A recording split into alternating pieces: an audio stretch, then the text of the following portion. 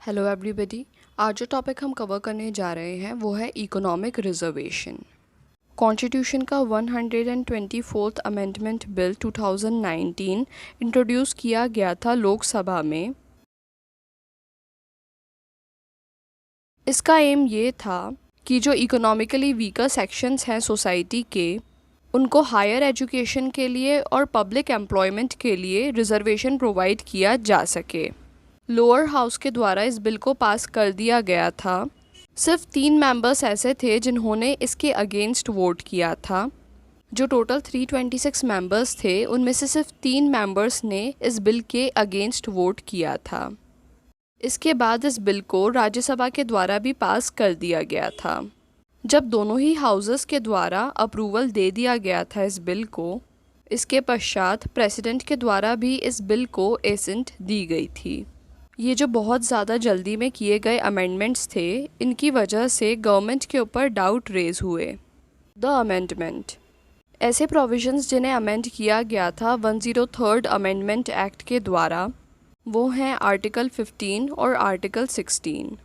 Article 15 of constitution में clause 6 को insert किया गया, जिसमें बताया गया कि इस आर्टिकल के द्वारा या जो सब क्लॉज जी है ऑफ क्लॉज 1 ऑफ आर्टिकल 19, इसके द्वारा, या फिर जो क्लॉज 2 है आर्टिकल 29 का, उसके द्वारा स्टेट को प्रिवेंट नहीं किया जा सकता है स्पेशल प्रोविजंस बनाने के लिए। ऐसे स्पेशल प्रोविजंस जो कि इकोनॉमिकली वीकर सेक्शंस के लिए हों, उन क्लासेस के अलावा जो कि मेंशन की गई हैं क्लॉज 4 और क्लॉज 5 में। आर्टिकल 15 और आर्टिकल 16 के पर्पस के लिए इकोनॉमिकली वीकर सेक्शंस वो सेक्शंस होंगे जिन्हें समय समय पर स्टेट के द्वारा नोटिफाई किया जाए, उनकी फैमिली इनकम या फिर अन्य इंडिकेटर्स को देखते हुए। ये जो अमेंडमेंट है, इसके द्वारा जो इकोनॉमिकली वीकर सेक्शंस हैं उन्हें जॉब्स में और हायर एजुकेशन में रिजर्वेशन को प्रोवाइड किया गया। एनालिसिस, आर्टिकल 15 में जो अमेंडमेंट किया गया उसका ताल्लुक था इकोनॉमिकली वीकर सेक्शंस के एडवांसमेंट के साथ में। यहाँ पर जो इकोनॉमिकली वीकर सेक्शंस हैं उनको एडमिशन में रिजर्वेशन प्रोवाइड किया गया, चाहे फिर वो ऐसे एजुकेशनल इंस्टीट्यूशंस हों जो कि स्टेट के द्वारा रन किए जाते हैं या फिर वे प्राइवेट इंस्टीट्यूशंस हों। इनमें ऐसे इंस्टीट्यूशंस भी आते हैं जिन्हें एड किया जाता है स्टेट के द्वारा, और वो इंस्टीट्यूशंस भी आते हैं जिन्हें एड नहीं किया जाता है। जो आर्टिकल 16 का क्लॉज 6 है, उसमें इकोनॉमिकली वीकर सेक्शंस के रिजर्वेशन के बारे में बात की गई है जब बात आती है पब्लिक एम्प्लॉयमेंट की। जो अमेंडेड आर्टिकल है उसके एक्सप्लेनेशन में इकोनॉमिकली वीकर सेक्शंस क्या होते हैं इस बात को समझाया गया।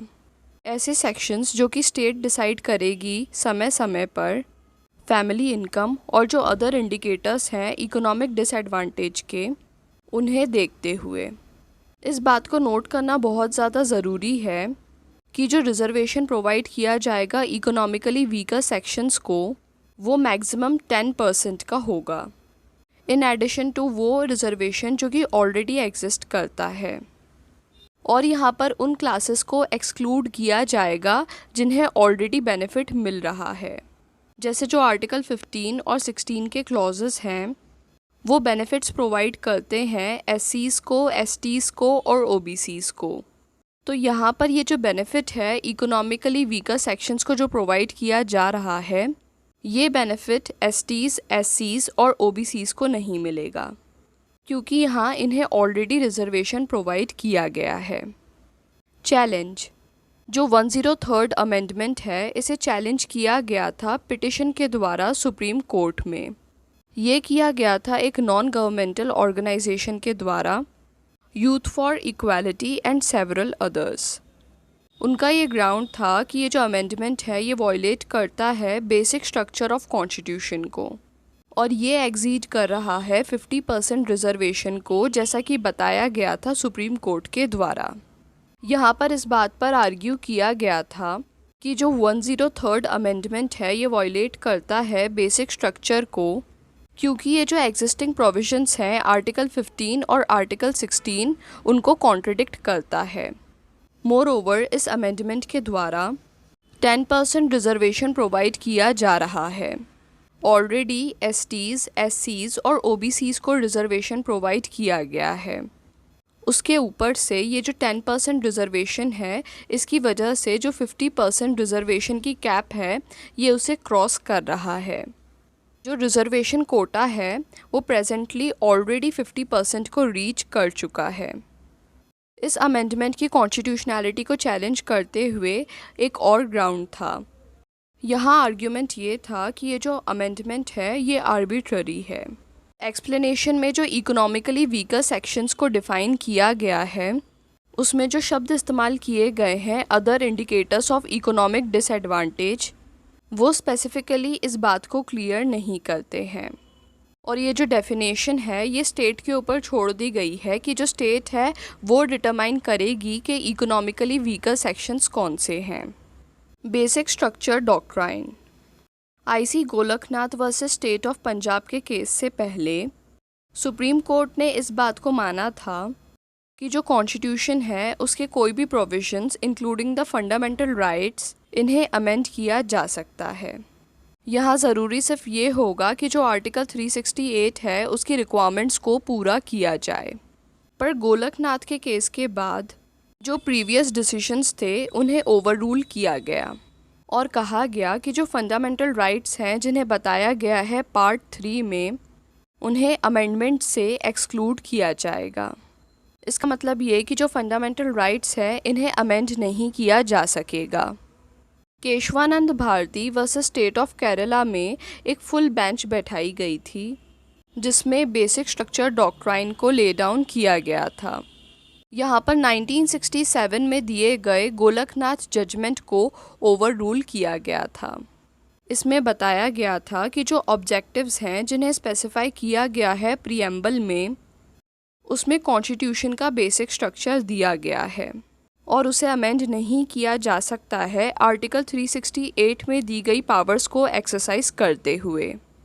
जो पावर पार्लियामेंट को प्रोवाइड की गई है अंडर आर्टिकल 368, पार्लियामेंट इस पावर को यूज़ नहीं कर सकता है बेसिक स्ट्रक्चर ऑफ कॉन्स्टिट्यूशन को डैमेज, एमेस्क्यूलेट, डिस्ट्रॉय, एब्रोगेट, चेंज या फिर ऑल्टर करने के लिए। अब यहाँ पर सवाल ये आता है कि बेसिक स्ट्रक्चर में क्या क्या चीज़ें इंक्लूडेड होंगी। तो यहाँ पर हर केस में कोर्ट के द्वारा डिसाइड किया जाएगा कि क्या ये चीज़ बेसिक फ़ीचर है या नहीं।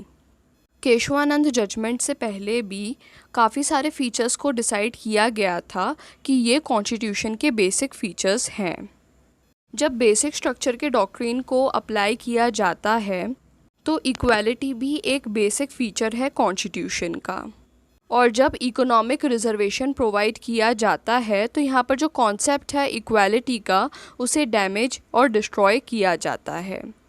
गवर्नमेंट के द्वारा प्रोटेक्शन लिया गया directive principles of state policy का, जिसमें बताया गया है कि जो एजुकेशनल और इकोनॉमिक इंटरेस्ट है वीकर सेक्शन ऑफ पीपल के, उन्हें प्रमोट किया जा सकता है under article 46 of the constitution.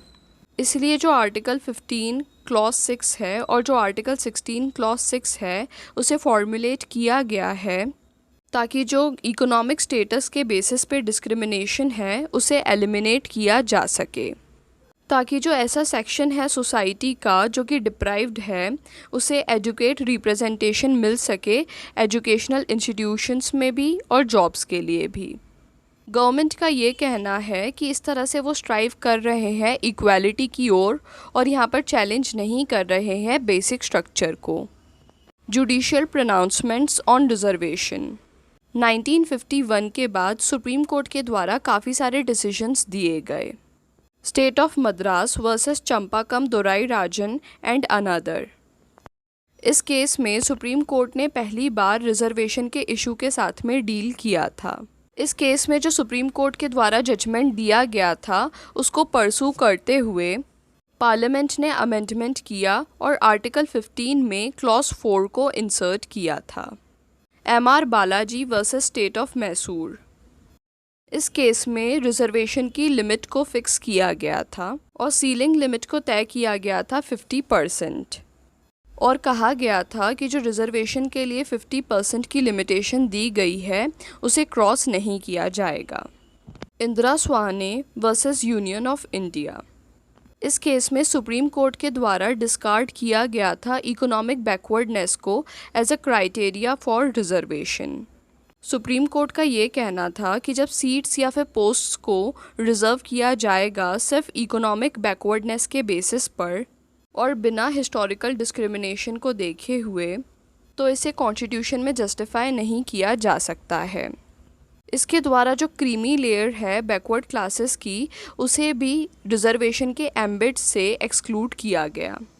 यहाँ पर जो जजमेंट दिया गया था उसके द्वारा इस बात को क्लैरिफाई किया गया कि जो एक्सप्रेशन है वीकर सेक्शंस अंडर आर्टिकल 46, ये एक्सप्रेशन बैकवर्ड क्लास से वाइडर है और इंक्लूड करता है ऐसे लोगों को जो कि सोशली या इकोनॉमिकली बैकवर्ड हैं या फिर जो वीकर सेक्शंस हैं किसी नेचुरल कैलेमिटी या फिर फिज़िकल हैंडीकैप की वजह से।